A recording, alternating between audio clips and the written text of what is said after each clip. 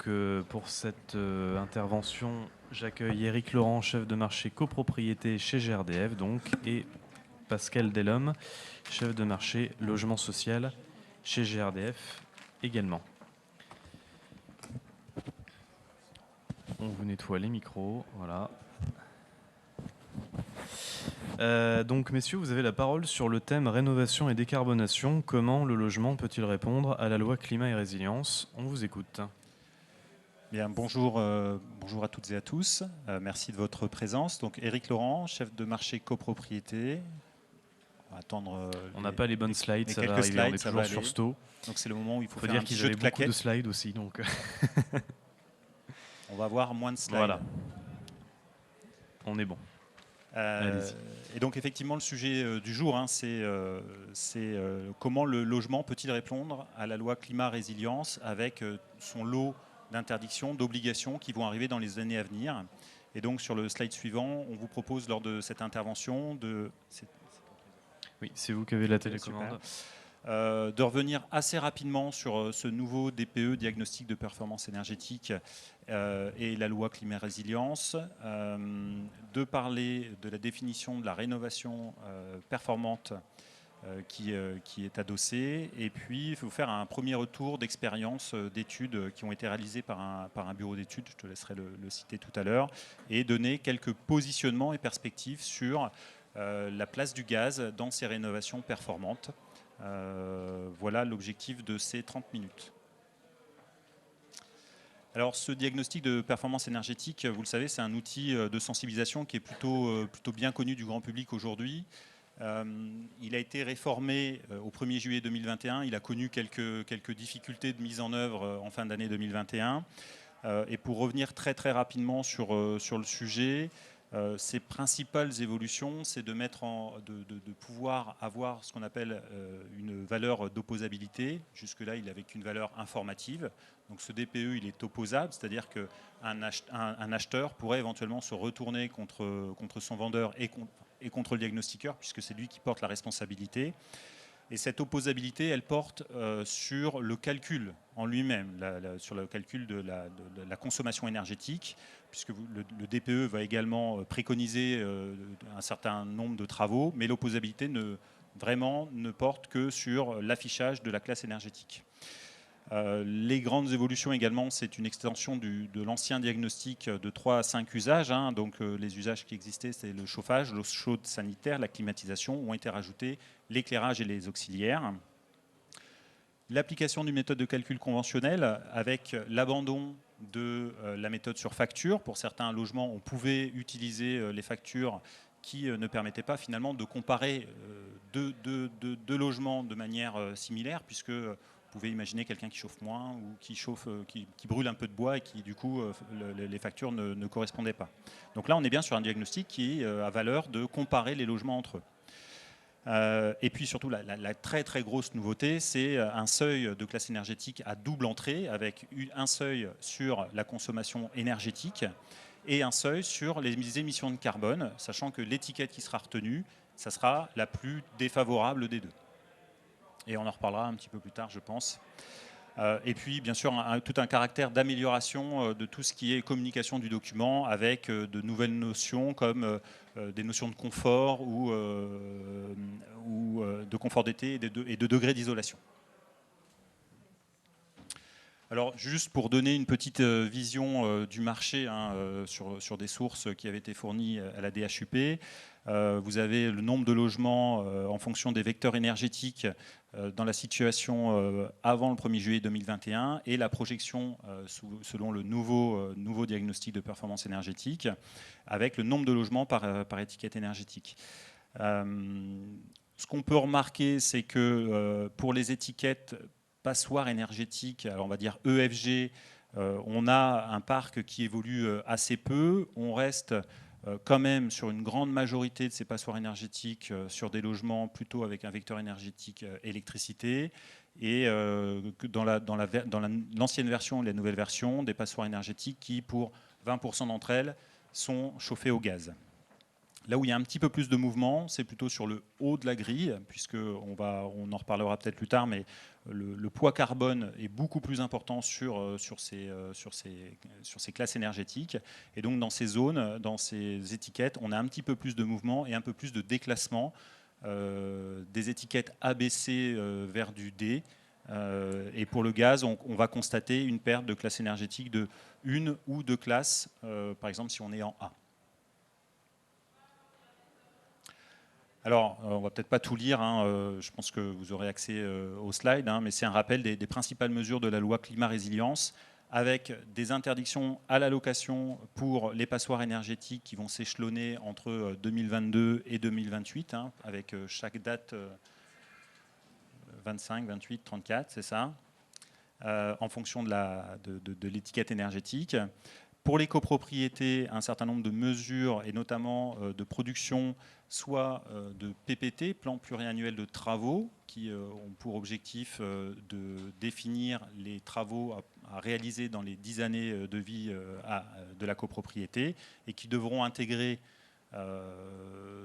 un audit, enfin un calcul énergétique, soit DPE collectif, soit audit un petit peu plus poussé, pour préparer les travaux à venir dans les années à venir. Et là également, un échéancier qui va de 2023 à 2026. Je suis désolé, j'ai un gros brillant sur l'écran, donc je ne vois pas très bien les dates. Et qui c'est très gentil, merci.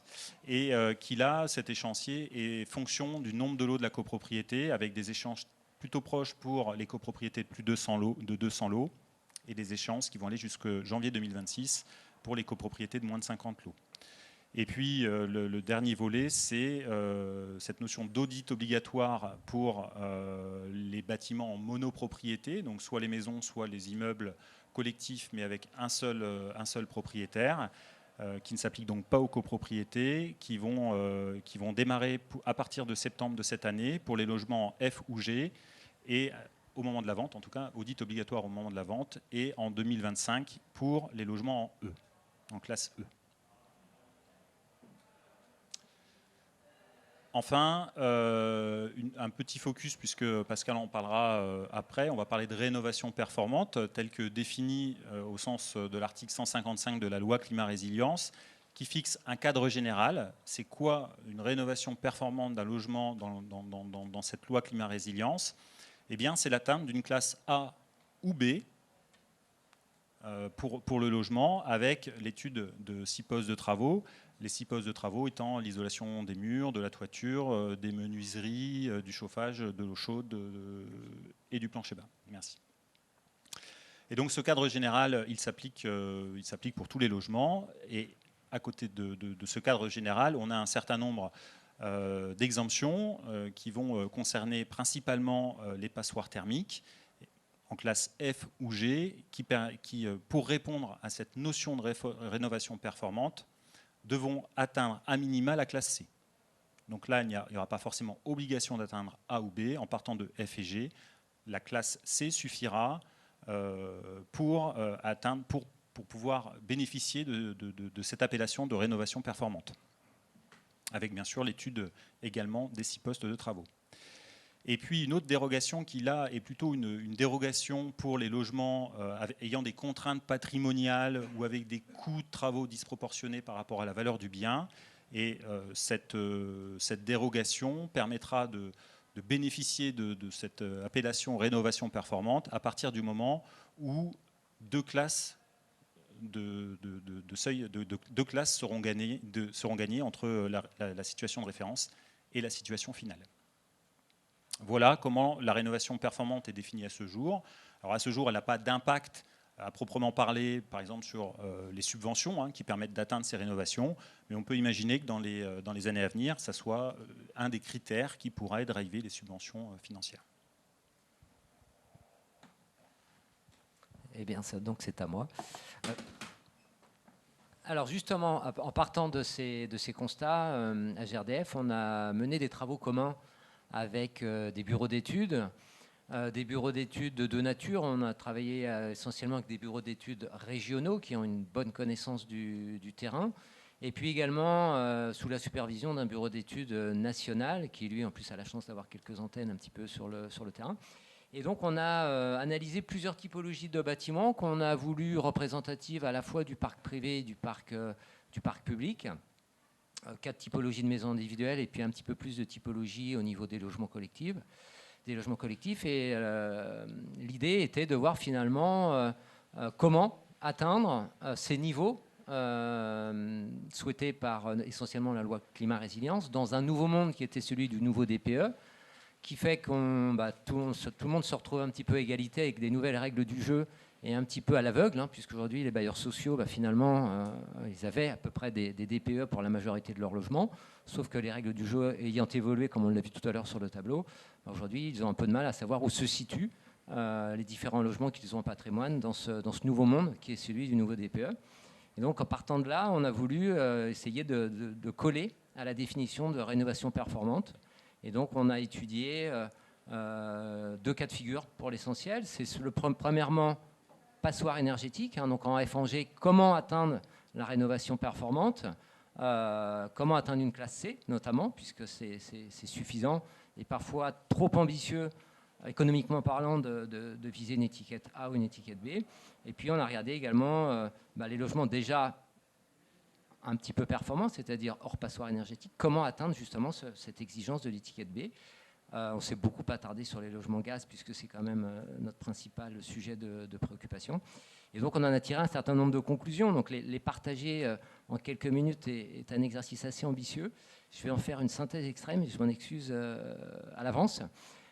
J'ajouterais juste une chose, c'est que de toutes ces études qu'on a pu croiser, on en a fait un outil à GRDF qui est aujourd'hui utilisé par nos équipes sur le terrain, nos équipes d'ingénieurs efficacité énergétique, et qui est un outil qui en toute modestie, permet essentiellement de dégager des grandes tendances, de donner un peu de visibilité dans le monde que je décrivais comme manquant de visibilité, puisque toutes les règles du jeu ont changé, ce qui fait que tout le monde s'interroge, mais qui ne se substitue pas, bien évidemment, à une étude détaillée faite par un professionnel, un bureau d'études. Nous n'avons pas cette prétention.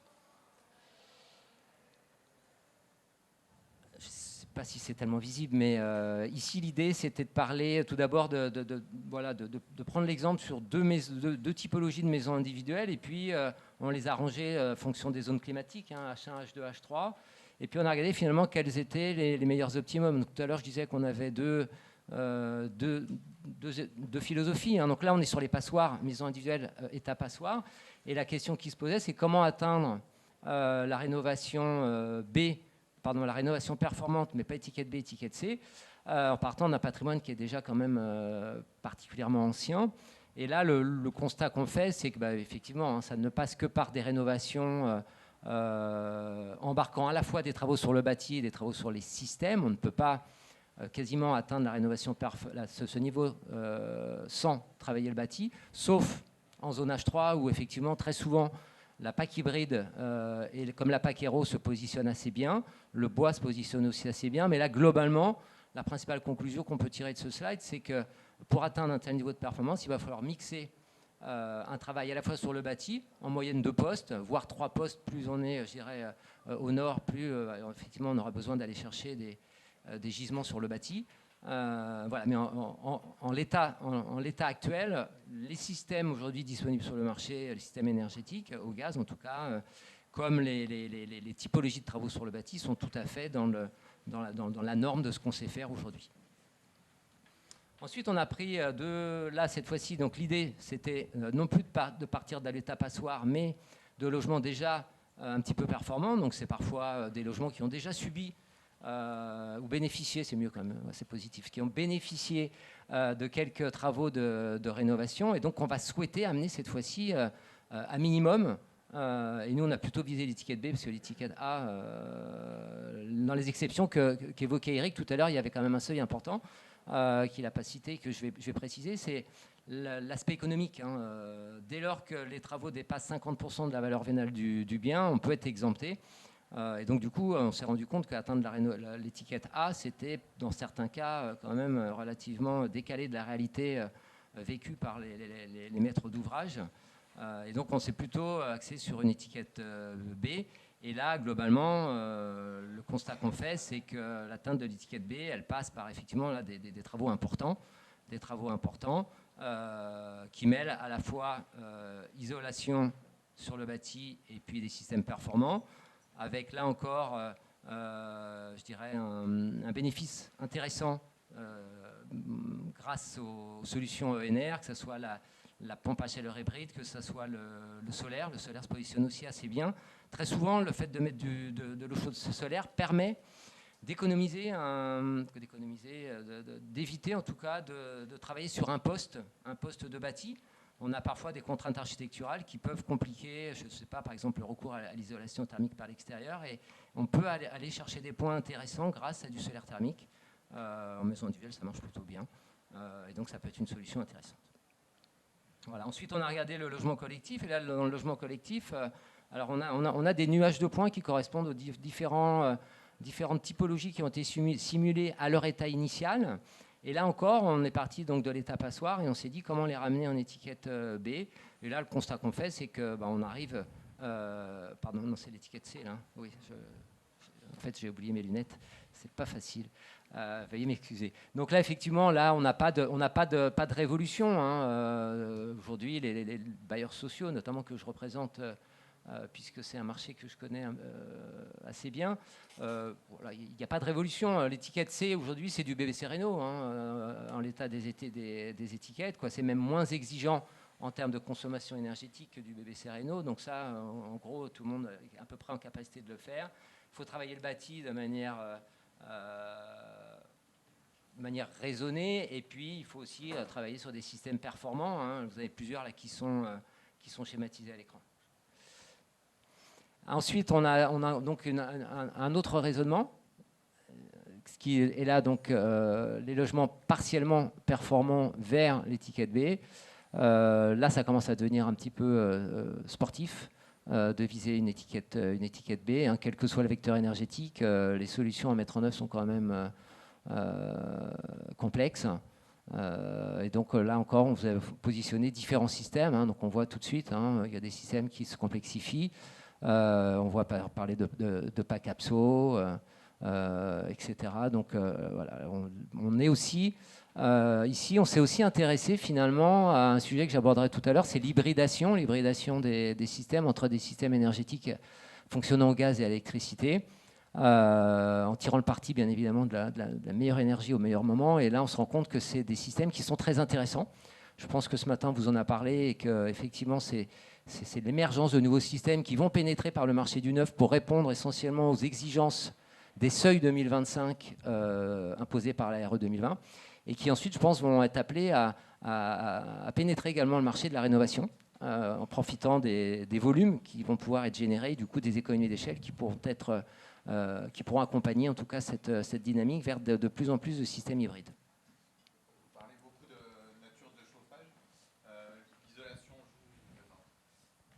Vous parlez beaucoup de nature de chauffage, l'isolation joue moins. Enfin, si on remet un bardage avec isolation thermique par l'extérieur, ce genre de choses, ça a moins d'impact que le chauffage ou c'est des solutions complémentaires? Non, c'est un petit peu mon défaut. Le défaut de GRDF, c'est toujours être très ancré sur les systèmes gaz. Hein, donc, si j'ai pas été assez clair et précis, voilà, l'isolation, c'est pour moi le geste de rénovation numéro 1. Hein, c'est vraiment travailler sur le renforcement du bâti. Ça, c'est un incontournable. Voilà, donc ensuite, ce que j'ai essayé de faire, c'est finalement, on travaille beaucoup sur le logement collectif, hein, c'est quand même une proportion importante du parc, c'est de regarder un petit peu, de faire une espèce d'analyse comparée dans ce nouveau monde du nouveau diagnostic de performance énergétique. C'est de faire finalement une petite analyse des points forts et des points faibles de chaque vecteur énergétique. Donc j'ai positionné dans un ordre aléatoire, hein, l'électricité, le chauffage urbain, puis après le gaz. Finalement, si on regarde un petit peu les points forts et les points faibles de chaque vecteur énergétique, alors ce qu'on a fait dans l'étiquette du DPE à droite, c'est qu'on est parti des seuils carbone pour essayer de les traduire en seuil énergie, parce que le carbone, c'est un nouveau concept, hein, c'est un critère qui a pris un poids très important. C'est un petit peu la révolution quand même qui est amenée par la RE 2020 et qui prend aussi un poids important dans ce nouveau DPE, puisque finalement, comme l'a dit Eric, on retient la moins bonne des deux étiquettes, d'un côté l'énergie, de l'autre côté le carbone. Donc finalement, l'électricité, effectivement, en termes sur la dimension énergie de l'étiquette, avec l'électricité, il nous semble que viser l'étiquette B, c'est possible. C'est pas simple non plus. Hein, c'est quand même, si on doit regarder point fort, point faible, l'électricité, ça va être l'énergie est plutôt bien placée sur l'aspect CO2. Par contre, sur la partie énergie, ça va être un petit peu plus dur. Même avec des packs, hein, il faudra quand même travailler l'isolation. Pour rebondir sur votre remarque, hein, il y a un vrai travail à faire sur l'isolation pour atteindre un tel niveau. Sur le niveau CO2, il n'y a pas de frein, hein, même si on peut critiquer les seuils prospectifs qui ont été utilisés pour définir le poids carbone de l'électricité. Donc voilà, il n'y a pas de barrière sur le CO2. On peut atteindre l'étiquette B avec l'électricité, mais moyennant quand même un renfort sur la partie isolation. Le chauffage urbain, finalement, aujourd'hui, il s'en sort plutôt bien si on part sur la moyenne carbone du CNCU à hauteur de 101 grammes.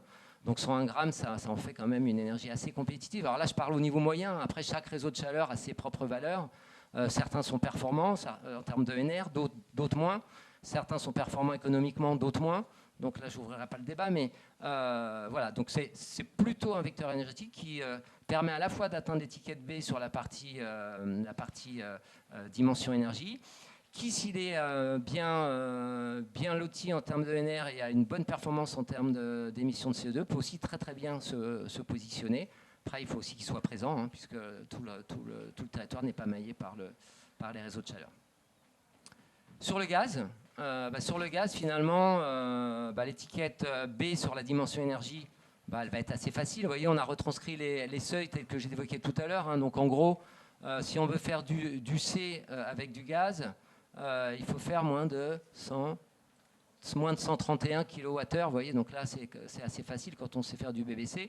Par contre, quand on passe à l'étiquette B, là, c'est 47, et là, ça devient assez drastique, ça commence à se compliquer.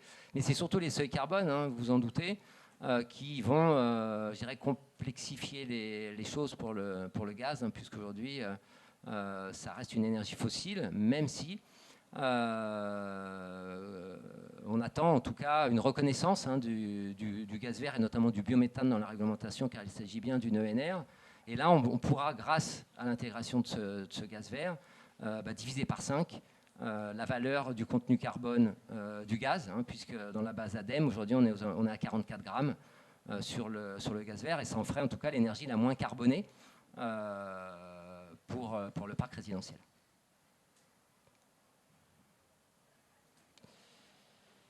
Quelques perspectives. Effectivement, là, j'ai deux idées à développer. Effectivement, la première, j'en sors, c'est le gaz vert. Hein. Le gaz vert qui, pour nous, est une perspective très intéressante, de par son contenu carbone, je viens de le dire, de par les potentiels de méthanisation, puisque à la base, on va retrouver essentiellement le monde agricole, des déchets qui n'étaient pas valorisés, pas utilisés.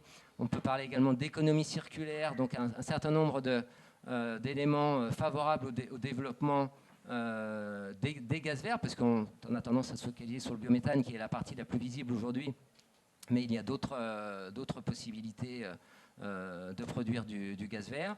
On a un potentiel, en tout cas, devant nous, très intéressant, qui a été validé dans différentes études, y compris par l'ADEME.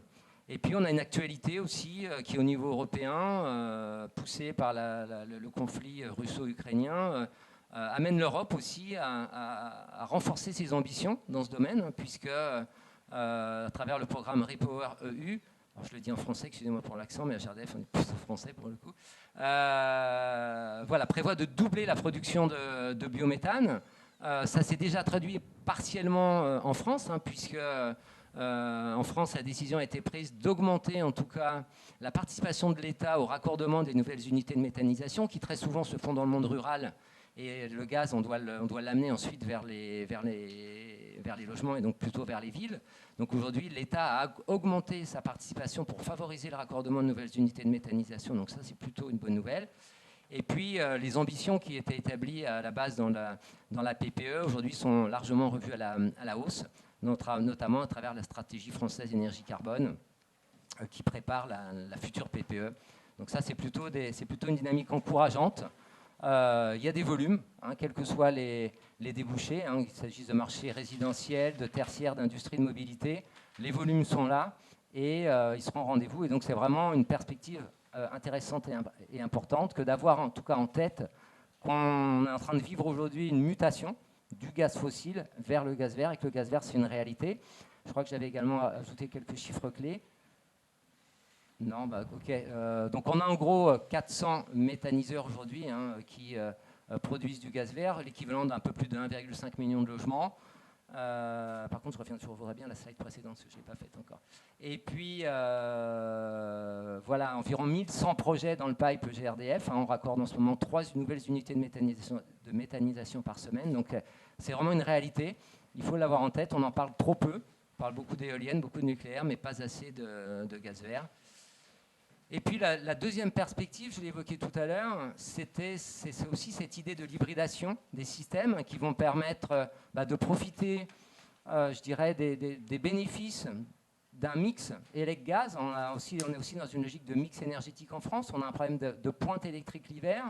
On a un parc nucléaire dont on sait qu'il pose problème aujourd'hui puisque la moitié des réacteurs sont en maintenance ou en panne. On sait que l'État français a pris des décisions pour relancer un programme nucléaire, mais on sait que ce programme, il verra le jour pas avant une quinzaine d'années.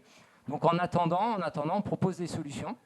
Et ce n'est pas que nous qui les proposons. Ce qui est aussi intéressant de signaler, c'est la dynamique constatée auprès des fabricants de produits de chauffage, qui aujourd'hui sont tous embarqués dans le développement de solutions hybrides. Donc c'est-à-dire qu'ils croient également dans l'hybridation des systèmes, qui permet de réinventer également d'innover, puisqu'aujourd'hui on voit notamment des startups qui développent un business model visant aujourd'hui à permettre à une solution hybride où il y aurait de l'élec et du gaz d'aller chercher, d'utiliser l'une ou l'autre des technologies selon les opportunités des prix du marché. Donc c'est-à-dire que dès que l'élec est moins cher, ça tourne à l'élec, dès que le gaz est moins cher, ça va tourner majoritairement au gaz. Et puis ça peut être aussi un réglage technique, c'est-à-dire que quand on sait que une des deux technologies est moins performante à un instant T, eh bien, on va plutôt aller tourner vers l'autre technologie. Donc voilà, c'est un nouveau monde que celui que, si on veut résumer un petit peu ces perspectives, avec 2 mots, gaz vert et système hybride. Voilà un petit peu ces perspectives. Oui, effectivement, le gaz qui est une énergie fossile, mais qui prend de plus en plus la route du renouvelable avec toutes les solutions que vous pouvez avoir en stock. Et puis, on boucle avec la table ronde de ce matin, à savoir que le principe qu'on n'arrête pas de répéter dans le secteur, le bon matériau au bon endroit, vaut aussi pour l'énergie, la bonne énergie au bon moment. C'est toujours cette logique de complémentarité. Oui, et d'ailleurs, ça me permet de parler effectivement aussi du caractère local du gaz vert qui permet une autonomie énergétique au niveau des territoires. Oui. Et c'est aussi un élément significatif. À l'heure où on parle beaucoup de souveraineté, effectivement, c'est pertinent. On a 2 minutes pour des questions dans la salle. Par effet de comparaison, les 140 TWh... Attendez, on va vous apporter un micro, monsieur, et merci de vous présenter. Oui, bonjour, Christian Marquis, Comble d'en France. Par effet de comparaison, les 140 TWh que vous annoncez comme potentiel de méthanisation, aujourd'hui, sur le gaz fossile, c'est quoi le chiffre de comparaison ? Alors aujourd'hui, on a écrit un scénario qui a été validé par l'ADEME, qui rend en tout cas crédible le fait qu'en 2050, 100% du gaz consommé en France soit issu des gaz verts. Sur un horizon de temps plus proche, c'est-à-dire en 2030, aujourd'hui, on est sur une dynamique qui nous permet d'annoncer 20% de gaz vert, de la consommation de gaz vert en France, qui sera produit à partir de gaz vert. Je crois que j'ai...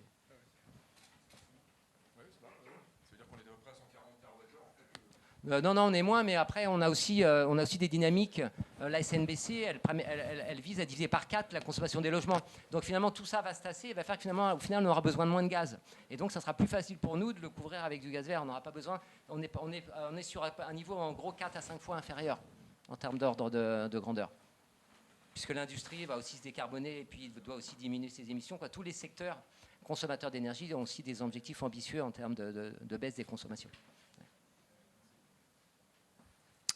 C'est bon, on s'arrête là de toute façon pour respecter le timing. Merci beaucoup Éric Laurent et Pascal Merci, Delhomme. et au besoin, nous sommes présents, nous avons un stand. Voilà, si vous voulez venir poursuivre les échanges. Vous Merci. avez un stand, tout à fait. Merci.